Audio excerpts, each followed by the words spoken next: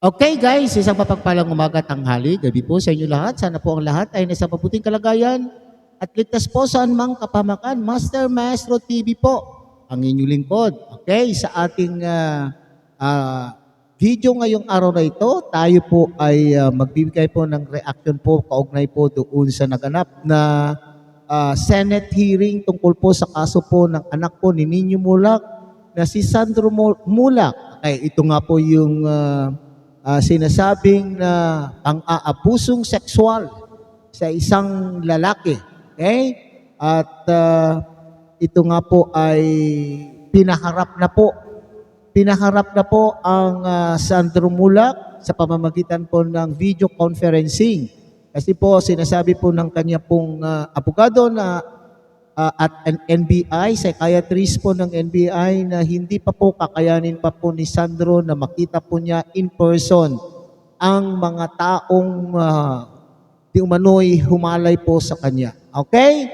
So yan po ang paksa ng ating video ngayong araw na ito at ang video clip po na ating pong pagbabasehan sa ating kuro-kuro, komento, opinion at reaksyon ay mula po sa GMA 7 na nagmula rin po sa Senate hearing po sa Senado. So tungayan po natin mga kapatid ang naturang video at dito po tayo magbabase ng ating komento, kuro-kuro, opinion at reaction.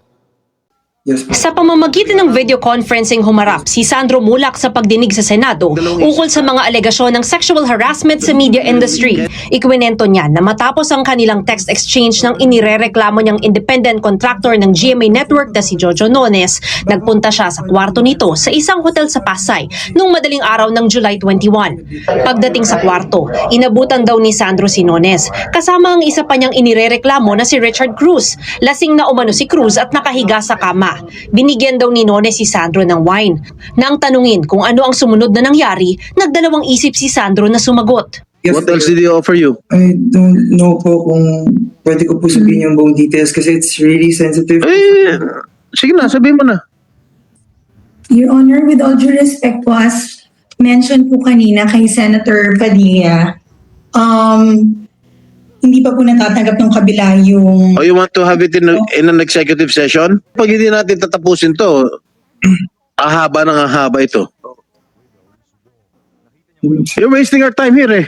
Magsasalita ba kayo? Hindi. Kundi, alis na ako rito. Nagpaunlak din kalaunan Okay.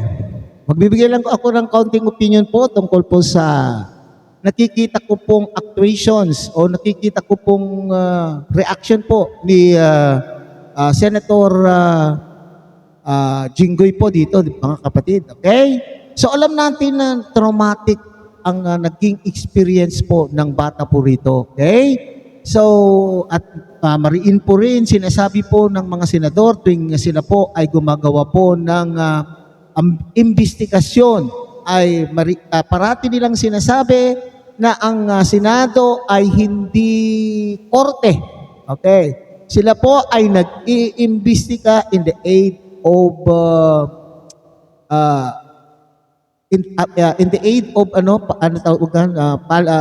lawmaking. Okay? Para sila po ay makabalangkas ng mga panibagong patas para na naaayon po sa mga panahon at mga krimen na nagaganap po sa ating bansa. Pero dito sa pagtatanong po ni Jinggoy Estrada po sa tao o sa batang na mayroong experience na nakakatakot na traumatic experience sa batang ito ay tila baga po nawawalan na po siya ng pasensya. Parang tinatakot pa po. Okay, marami ako nabasa po sa comment section po sa live hearing sa Senado po na sinasabi po, bakit ganito magtanong naman po ang Jinggoy Estrada na wala pang, dapat po ay parang tatay dapat ang kanyang pagtatanong. Lalo na po ang bata po ay mayroong karanasan na hindi niya matanggap sa kanyang sarili. Hindi po ba? So parang nananakot na sinasabi niya, magsasalita ba kayo o hindi? O alis na ako rito. Okay? So parang yun ang may napansin ko po dito ng mga kapatid, na parang hindi maganda po yung pagtatanong. Okay? Sina Sandro ng executive session kasama ng mga senador at pagkatapos nito, kanya nang idinetalye ang mga sunod na nangyari. Ayon kay Sandro, meron daw pinasinghot sa kanyang droga si Nones. Sisingutin po lahat gamit po yung 500 peso bill. Inutusan ka niya ni Jojo para suminghot. Ganun ba? Suminghot ba tawag doon? Hindi Yes, mahigpit Kuya. yun eh. Ilang beses ka sinabihan ng suminghot? Mga 3 times po, Your Honor. Tuloy-tuloy ang pag-inom mo ng wine. Hanggat Opo. malasing ka. Nanghina ka ba? Yes po, Your Honor. Nung pinapasinghot ka nitong dalawa, ano nararamdaman mo? Were you high? Nanghina ka ba? Namanid po ako, Your Honor. You lie down in the bed. Am I correct? Hindi po ako nag-lie down. Hinila po ako sa bed. Sino nang hila sa'yo sa bed? Jojo Nones po. Tumanggi na si Sandro na magdetalye sa nangyari, pero meron pa raw sinabi sa kanya si Nones. Totoo ba? Based on my investigation, sinabi sa'yo, Sandro, ni Jojo Nones, what happened here stays here. Yes po. Sino Yes, nagsabi Your nun? Si Jojo Nones po, Your Honor. You were sexually harassed. Correct? Yes po, Your Honor. Sina Nones at Cruz, mariin ang pagtanggi sa mga sinabi ni Sandro. You deny? Yes po, Your Honor, we deny allegations po. Ano ginawa nyo doon sa bata? Wala po kaming ginawang masama kay Sandro, Your Honor. Ano nga ginawa nyo? Doon nandun siya. Wala po, Your Honor. Really? Nagkwentuhan, we Really? played music, we socialized, Your Honor. Your Honor, hindi po totoo yun. Hindi na kayo naawa sa bata. Your Honor, with all due respect, please don't judge us. Hindi pa po kami convicted sa case. The case No, but has you're just been lying. filed po. We are not Okay. Nakakagigil, mga kapatid, ha? Nakakagigil. Okay. Yung mismo na, sa bagay, kinakailangan na may karoon po tayo ng masusing investigasyon kasi mahirap po naman po i-judge po nga sila kaagad-agad. Okay? So, kaso lang ay sa mga nagdaan investigasyon ay talaga naman pong talagang may posibilidad na ginawan po sila ng hindi maganda ang bata. Okay? Kasi unang-una po, hindi ito pwedeng sabihin po natin na paninirang puri o baka may galit po ang mga mulak sa mga itinuturong salarin, hindi po ba? Sa isang batang kagaya po ni Sandro, napakahirap po naman pong gumawa po ng kwento at nakasalalay po dito ang kanyang reputasyon bilang isang matini idol.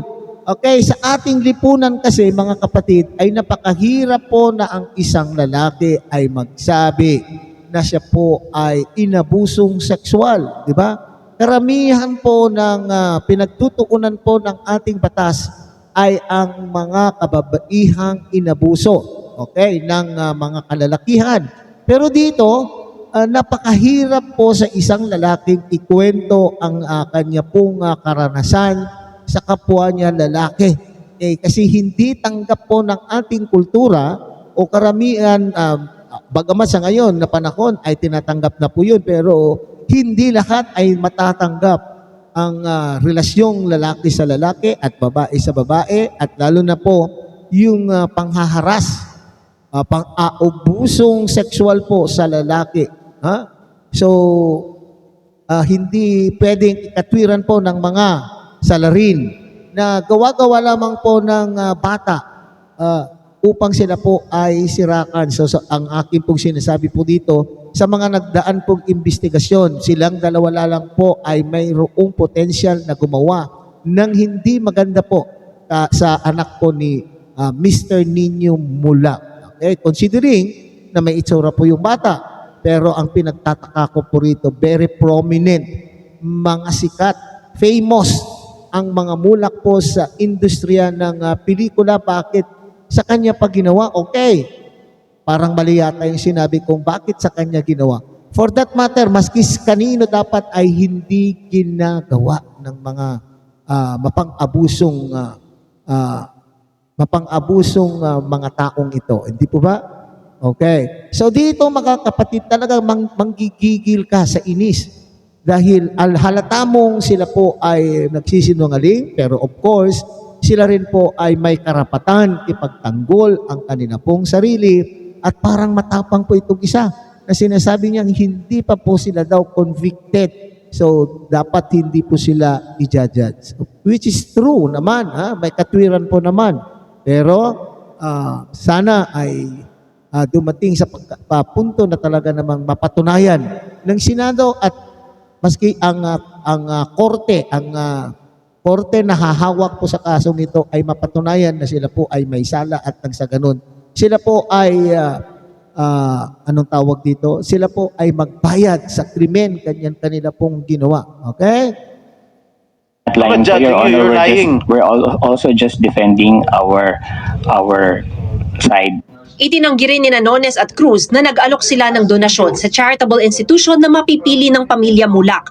Bagay na inalmahan ni Senate President Pro Tempore Jinggoy Estrada dahil taliwasan niya ito sa mga affidavit ng biktima pati ng witness na si GMA Senior Vice President Attorney Annette Gozon Valdez. Kaya naman ipinakontempt na siya ng Senate Committee on Public Information and Mass Media. I move that he be cited in contempt. There is a motion to cite Mr. Jojo Nones in contempt. Without any objection, the motion is approved. So ordered. Dahil dito, idinetain si Nones ng Senado. Di ba nakakalungkot po mga kapatid? Kapag anak natin po ito, di ba napakasakit po sa isang magulang na malalaman mo na ganito ang gagawin sa iyong anak, may lalaki man ito o babae man ang ating mga anak, di po ba? Pang-aabuso talaga pong physical, sexual. Naghirap po ang bata sa kamay. Kung ito ay totoo, kung mapapatunayan na totoo ang aligasyon po ng Lisandro Mulak po dito. Pero ang sinasabi natin po dito, napakasakit sa isang magulang marinig, ikwento diyan ang kanyang sinapit sa dalawa. Okay? At bagamat nakakahiya, pero sa pagkakataon na ito, para mabigyan po ng hustisya, dapat lumabas. At kaugnay nito, mga kapatid, ay lumabas din na po sa Senado ang singer, ang batang-batang singer po noong panahon na yon, contestant po sa GMA7 ng pagkanta na si Gerald Santos. So sana marami pa pong mga kalalakihan na inabuso ng kapwa nilang lalaki ay lumabas pa.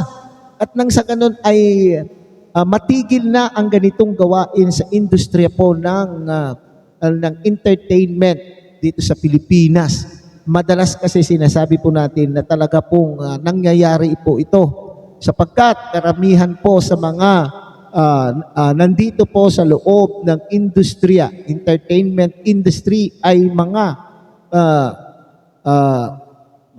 how do you call that? Ay mga lalaki na may mga pusong mga babae at sila po ay maaaring matempt. Maaring sila po ay matempt na gumawa po ng hindi maganda sa mga naggugwapuhang mga artista o mga singer. So, at sana ay makadraft na rin po ng Senado ng batas. Kasi yung pinapairal na batas po ngayon tungkol po sa sexual harassment ay tumutugon doon sa kababaihan o ito po ang inaano po, ang kinikater po niya, ang pinupunto lang po dito sa batas na ito ay yung mga kababaihan. Kinikater po niya dito ay mga kababaihan at hindi ang mga kalalakihan. So sa makatwid, panahon na upang baguhin na rin po ang batas at i-include na rin po na ang pang-aabusong sexual ay hindi lamang po nagaganap sa mga kababaihan, kundi na rin po sa mga kalalakihan. Okay? So, sana ay patuloy pa rin po ang paghahanap po ng katotohanan maging sa totoong korte na hindi lamang po diyan po sa Senado. Okay, so hanggang dito na lamang po ang ating pagbibigay reaksyon tungkol po sa isyung ito. sana sa susunod pa po ay tayo pa rin po ay magkakasama muli. Pinapakiusapan po kayo ng inyong lingkod na sana po inyo rin pong tangkilikin ang munting channel na ito sa pamamagitan po ng pag-like, share, and subscribe, at tuloy pindutin na rin po ang notification bell, at nang sa ganun sama-sama pa rin po tayo sa susunod pang mga reaction videos na ating gagawin. Mapagpalang umaga, tanghali, gabi po sa inyo lahat. God bless everyone.